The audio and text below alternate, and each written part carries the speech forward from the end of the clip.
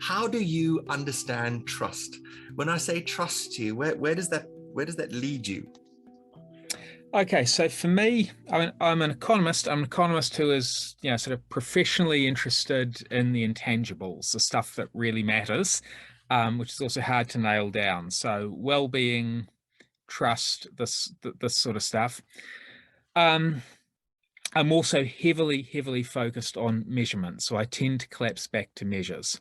Fundamentally, when I think of trust, I come at it two ways. Firstly, I think of it as economists as the best measure we have of social capital, right? And by social capital, which is a word that gets used to label about 3 or 4 completely different and almost unrelated things, what I really mean here is the productive stuff that exists between people rather than within people.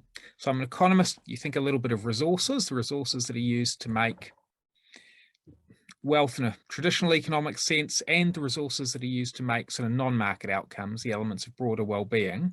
So if you start dividing those up, you have natural capital, which is stuff that exists whether we're there or not. Produced capital, which is stuff that we've made. Human capital, which is stuff that's embodied in us as individuals, and social capital, which is stuff that exists between us, only in groups, thinking as productive resources. And so the obvious difference between human capital and social capital is that we're having this interview on other sides of the world. If I moved to work where you're working, I would bring my human capital with me, but I would basically have to use the local social capital, the assumptions about how other people behave, norms and values. And the crucial one, I think the best general measure we have of social capital is trust. Whether when I go out and I interact with someone with whom I do not know, whether I can do so in confidence that that relationship will play out in a way that is both safe and mutually beneficial.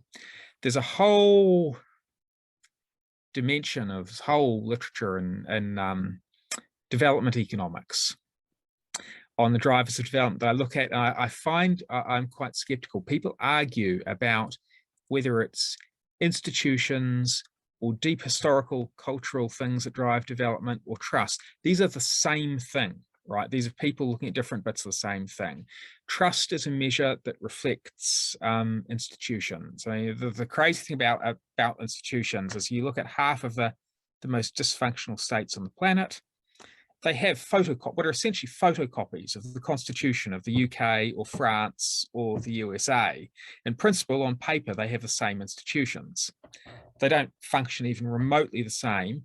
And a lot generalized trust in others, which is what I am most interested in and what I think is the most useful general measure of trust, I think basically is a really useful short form measure for the heuristic that people use to make decisions about how to interact with others, and for the socially productive whole lot of different small things about how we work as an institute, we work as groups.